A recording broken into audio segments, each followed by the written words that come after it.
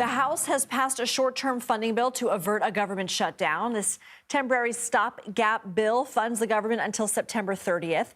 The measure increases defense spending by $6 billion and cuts domestic spending by $13 billion. It also allocates more money for immigration and customs enforcement and veterans health care. The bill now heads to the Senate, which needs to approve it by Friday night in order to avoid a shutdown. Some Democrats have indicated they may be open to supporting the measure. For more, let's bring in CBS News congressional correspondent Nikole Killion. So, Nikole, what happened during this vote?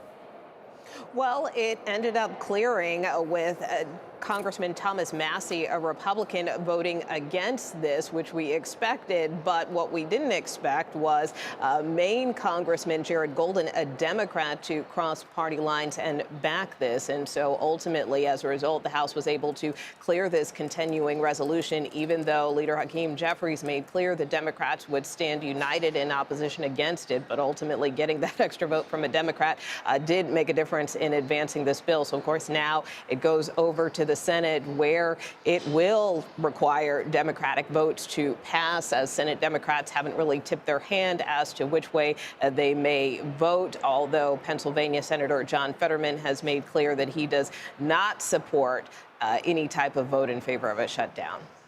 Speaker Johnson and House Republicans have repeatedly called this a, quote, clean bill, which means it doesn't have any language explicitly related to the president's agenda. Here's what the speaker said prior to the vote Tuesday. This clean CR contains no poison pill riders, no policy riders there at all, no cuts to Medicare, Medicaid, or Social Security, zero, no cuts to veterans benefits, zero. In fact, as was noted, we plus up the accounts for veterans. Democrats are saying otherwise. Help us understand what this does.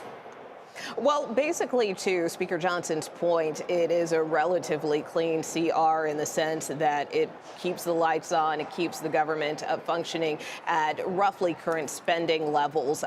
But there are some reductions. It modestly increased defense spending by about $6 billion and made about $13 billion in reductions in non-defense spending, although it did include, for instance, some funding for ICE as well as for veterans health care. And so basically, that is why some Republicans are taking issue with Democrats as far as some of the cuts that are being made. But there are cuts in this package, certainly. But Republicans feel that Democrats' claims are overblown.